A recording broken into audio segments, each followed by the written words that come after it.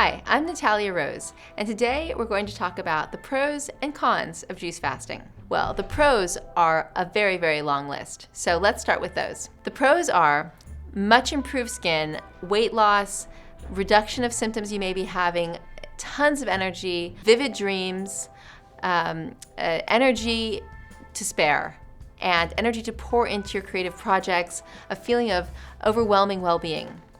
The cons are that it requires a certain amount of discipline.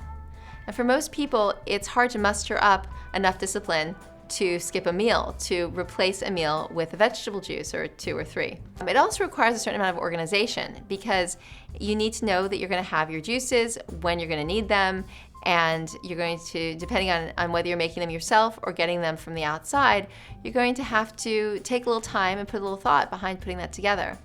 Some people might think it's even more pricey to consume vegetable juices over food.